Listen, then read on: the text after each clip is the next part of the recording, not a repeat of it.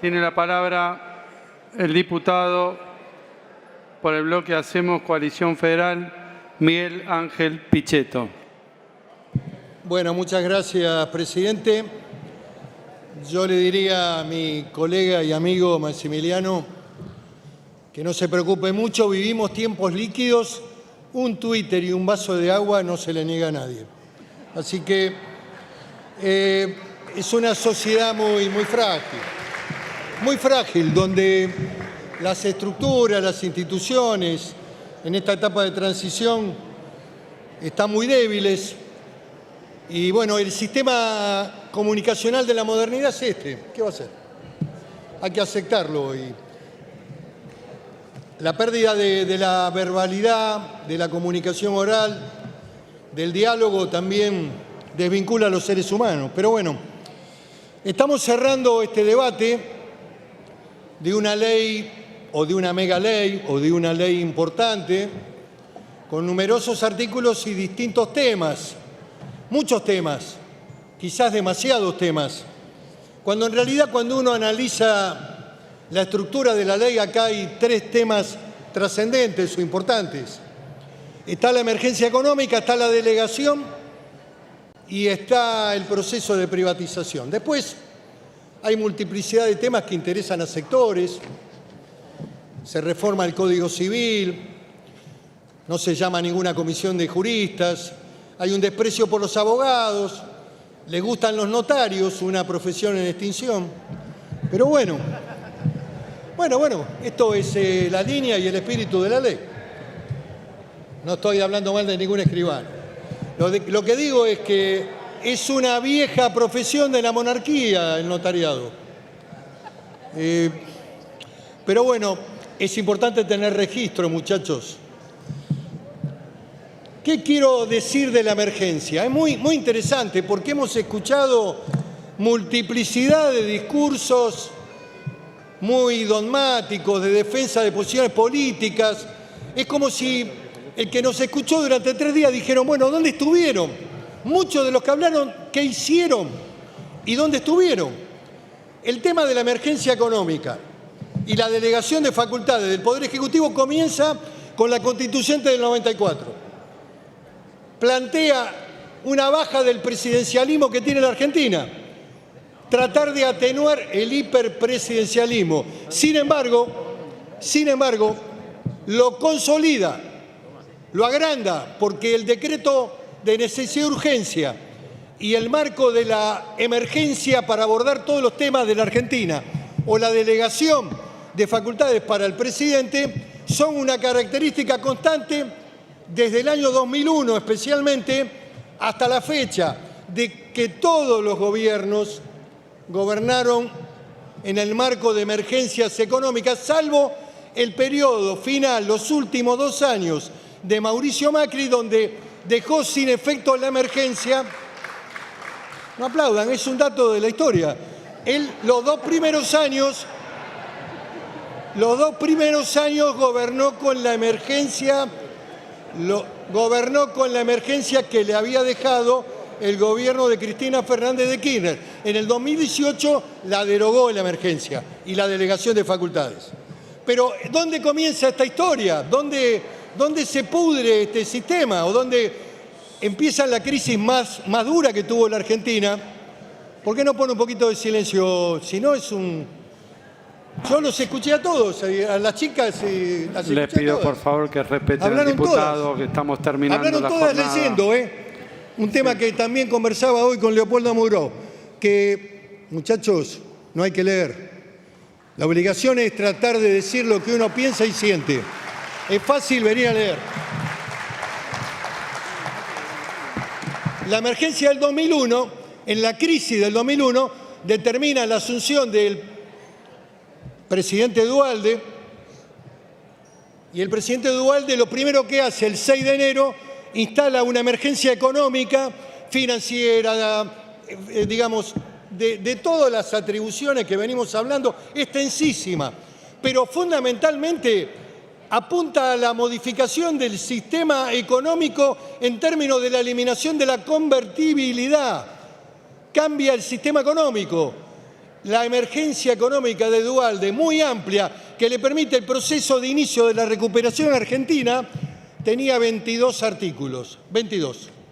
Instrumentos que le sirvieron de sobra para cambiar la moneda, para salir de la convertibilidad, para ajustar los contratos, para modificarlos, para intervenir en el proceso impositivo, todos los dibujos que querían. Esto nos lleva, esta ley de emergencia, que es una ley importante, luego es continuada todos los años en la presidencia de Néstor Kirchner y de Cristina Fernández de Kirchner. La presidenta Cristina Fernández de Kirchner al principio no le votaba la emergencia al expresidente. Ella tenía una posición parecida a la de la coalición cívica. No quería votar emergencia, pero bueno, cuando tuvo el poder, también el pragmatismo indicó la necesidad de que tenía que tener los instrumentos que muchas veces requería el Poder Ejecutivo. Los poderes ejecutivos, siempre en tensión con los parlamentos, requieren de instrumentos rápidos. Bueno, entendible. Lo que quiero decir que todo este proceso del gobierno de Néstor Kirchner y Cristina Kirchner tuvo emergencias y delegaciones a full, con todo, con todas las atribuciones casi de carácter legislativo. Acá se regan las vestiduras y parece que vinieron de Marte y no reconocen ni sus propios actos. Yo estuve ahí, yo conozco lo que pasó, como también los DNU que modificaban los presupuestos. Pero bueno, a veces los presupuestos se hacían con valores subvaluados y había que meter un DNU para modificarlo y ampliarlo para tener mayor discrecionalidad. En septiembre, octubre venía el doctor Zanini, ponía el presupuesto ampliado y bueno, se resolvían los problemas de funcionamiento del Estado. Entre paréntesis, es importante que este gobierno en algún momento, como dijo el doctor López Murphy, presente un presupuesto porque vamos a tener problemas en la Argentina. Estamos trabajando con valores totalmente subvaluados, inflacionados, que prácticamente han erosionado la capacidad estatal de poder responder a los requisitos mínimos de la universidad, de la educación, de los temas que indudablemente a partir de marzo van a aparecer. Entonces, bueno, ¿cuál es la culminación de todas las emergencias, muchachos?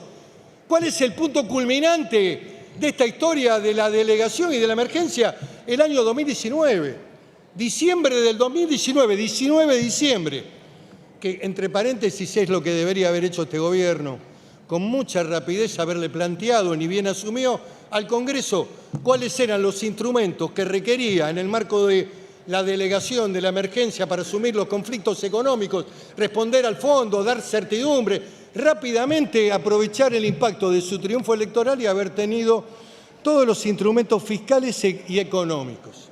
Pero bueno, es interesante hacer un breve repaso. Voy a leer un poquito. ¿Me dejan leer? ¿Me autoriza a leer? Sí, bueno, gracias, diputado. Gracias. Es para ser preciso, Hay que pedir permiso para leer. Aprendan el reglamento. Hay que pedirle permiso al presidente para leer. No pueden venir con un papel y leer y a veces leen mal.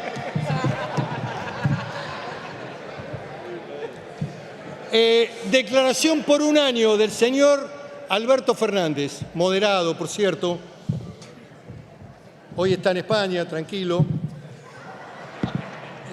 Declaración amplia por un año, contiene 11 títulos, 88 artículos. Acá crecimos un poquito más, 88. Plantea todas las atribuciones, declárase la emergencia pública en materia económica, financiera, fiscal, administrativa, previsional, tarifaria, energética, sanitaria, social, deléganse en el Poder Ejecutivo todas las facultades. En el 2020 le metieron con todo porque ahí apareció el COVID, aparecieron los médicos que nos dejaban en la casa durante un año y le metieron todas las emergencias para compra, para todo lo que se les ocurra. Acá está el canciller Cafiero, el diputado Cafiero, que sabe perfectamente lo que habla. Ahora bien, muy bien, ¿qué significaron estas emergencias del doctor Fernández en el 2019? ¿Cuáles fueron las atribuciones que tuvo y que llevó adelante? Incluyó la modificación de reintegros a sectores vulnerables, contribuciones patronales, ajuste por inflación impositiva, bienes personales, impuesto al celular. Pusieron impuesto al celular. Impuesto país con varias modificaciones posteriores. Impuesto a créditos y débitos bancarios. Impuesto a las ganancias. tasa estadística, impuestos internos, derechos de exportación, haberes previsionales. Entre paréntesis, muchachos, no se rasguen mucho la vestidura porque está funcionando esta fórmula híbrida que no tiene... ¿Quién toca la campana? Dame 2 minutos más, viejo. Continúe, diputado. Todavía no empecé. No empecé todavía. No. Delegación previsional. La primera acción del presidente Alberto Fernández fue suprimir la fórmula previsional a los jubilados, que eran los que venía a reparar. Ustedes recuerdan el discurso de campaña, venía a reparar la situación tremenda que viven los jubilados. Y lo primero que hizo, le suprimió la fórmula de ajuste que tenía el 70% de inflación, el 30% de salario, Richter. Una fórmula de una potencia extraordinaria que un periodista económico de un gran medio argentino, muy sensible él, tenía razón, porque el gobierno anterior le había sacado un trimestre. Un funcionario que andaba dando vuelta por ahí le dijo, vamos a sacarle un trimestre. Pero la fórmula era extraordinaria, ajustada por inflación y por aumento salarial. La suprimió y armó una fórmula híbrida después de un año. Después de un año armó una fórmula que no puso el ítem inflación. Por lo tanto, los jubilados están pagando hoy el deterioro del salario casi un 40%. Así que no nos rasguemos las vestiduras, muchachos. Esta es la historia, esto es lo que hicieron. Esto lo hicieron ustedes. Yo no estaba acá. Y lo votaron antes de irse de fiesta de Navidad. Antes de la Navidad estaba todo votado. Como votaron la emergencia económica para el gobernador de la provincia de Buenos Aires, donde todos los sectores de la chocolatería votaron todos. Todos votaron. Todos votaron. No doy interrupciones, amigo Leiva. Sé que la importancia que usted tiene sobre el tema Malvinas, pero bueno, algún día lo vamos a debatir ese tema también. No, el tiempo lo tengo todavía. Tengo el tiempo, tengo 15 minutos. ¿Todavía? ¿Cuánto va? Me está contando los 5 usted. Y yo tengo 15 como presidente de bloque. Hay un error del sistema. Así votaron en diciembre, antes de irse de vacaciones, todas las emergencias y todas las delegaciones para el gobernador y el 200% de aumento del ARBA, del inmobiliario, de las patentes. Todos felices. Nadie dijo nada. Bueno. A ver, lo que estamos votando es una emergencia económica y una delegación idéntica, de menor entidad incluso, en algunos temas de menor entidad que todo esto. Este es el corazón del proyecto central y quizás el más importante del gobierno. Estaba el capítulo fiscal. El otro día leo en un artículo periodístico que un periodista dice, los sectores opositores no querían votar el blanqueo y la moratoria. Bueno, todo el mundo tuvo, a partir de que asumió, un blanqueo y una moratoria. Esto tampoco se le niega a nadie en la Argentina. Cualquiera que asume una sociedad de fomento tiene un blanqueo y una moratoria. En la Argentina se usa habitualmente el blanqueo y moratoria. Y miren cómo es. El ministro de Economía, el que no vino, porque si hubiera venido, porque el deber de un ministro es la didáctica, es explicar. A ver, ¿para dónde vamos? Aún en la oscuridad hay que explicar, hay que decirle, mire, vamos por acá. Es importante ir por acá, tengan confianza. A ver, el Congreso, ayúdenme, vamos a sacar a la Argentina de la crisis. ¿Le costaba tanto decir eso? No vino. Pero bueno, tal vez estaba ocupado con el fondo, qué sé yo. Algún canje de bonos, qué sé yo. Lo que quiero decirle es que me parece muy importante que los funcionarios vengan al Congreso, que no le tengan miedo. No tienen que tenerle miedo. Los que han venido y nadie los agredió, nadie le pegó, nadie los insultó. Hubo debate, hubo discusión. Esas son las reglas de juego. ¿Qué pasa con el Congreso? El Congreso es una parte vital de la vida argentina y es un poder del Estado. Así como ayer dije que no podía interrumpirse las sesiones de este Congreso, los funcionarios del Poder Ejecutivo tienen que venir, no tienen que despreciarlo al Congreso. ¿Cuál es el otro tema importante que tiene esta ley? La privatización. Si uno analiza el discurso de todos los candidatos que compitieron, hasta el propio Sergio Massa, que tenía una visión que quería encarnar un capitalismo un poquito más Él también hablaba del ordenamiento, de la privatización, de las empresas públicas. Vamos a darle una carta abierta al presidente, pero yo le digo algo, independientemente de nuestra voluntad de acompañar, que la Argentina necesita además leyes especiales para llevar adelante las privatizaciones. Estoy convencido de eso porque a la Argentina nadie le cree. Es un país que ha defolteado permanentemente, que no es creíble, que todos los temas los dirimen en el CIADI, muchachos, porque no confían. ¿Y a quién le vas a vender una empresa con la jurisdicción argentina? Va a tener que venir acá, vamos a tener que mirar la licitación, vamos a tener que mirar lo que dijo la señora Silvia Lopenato. Yo creo en el capitalismo, creo en la construcción de una burguesía nacional. Le pido, diputado, que vamos pero concluyendo. bueno, sí, ya voy terminando. Pero independientemente del marco de las privatizaciones que el gobierno necesita para generar una mirada de confianza y que me parece bueno, en el tema de hidrocarburos, a mí me parece bueno que haya dicho libre exportación. Nadie va a dejar, ninguna empresa que trabaja en la Argentina en petróleo va a dejar sin proveer la nafta. Mire lo que le pasó a Massa en el último tramo de la campaña. Perdió las elecciones. Una parte del problema, además de la economía, tuvo durante 4 días sin nafta. El directivo de YPF mandó a reparar las centrales durante todo el periodo de la campaña. Inteligente el hombre. Lo hizo ganar a Milei. Pero bueno, quiero decirle que van a necesitar leyes especiales, van a tener que venir a debatir, van a tener que fijar jurisdicción extraña y además para darle seguridad jurídica también al marco de las modificaciones, no solamente el concepto rígido de la privatización de los 90, que ya está atrás a eso, sociedades mixtas, participación estatal, participación de las provincias, el Estado Nacional, en fin, hay que tener pensamiento lateral en el proceso de la vida argentina. Por último, quiero referirme a una cuestión que hace al liderazgo. Le pido que vaya cerrando, diputado, no se me enoje. Déjeme decirlo, porque si no, lo voy a decir en otro lado, prefiero decirlo acá. Winston Churchill, que había perdido las elecciones, había ganado la guerra y perdió las elecciones, va a dar una charla a la Facultad de Oxford y un estudiante americano le pregunta ¿cuáles son los atributos que se tienen que tener para el liderazgo? Lo dice Kissinger en su libro, Liderazgo.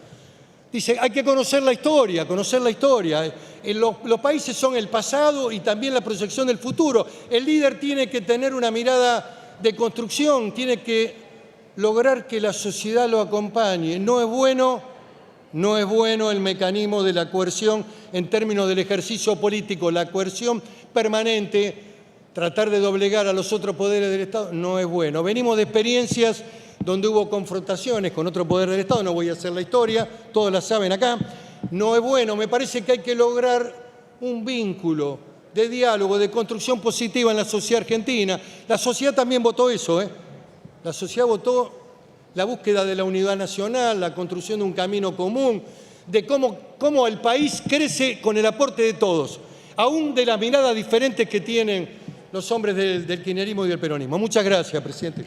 Gracias, diputado Pichetto.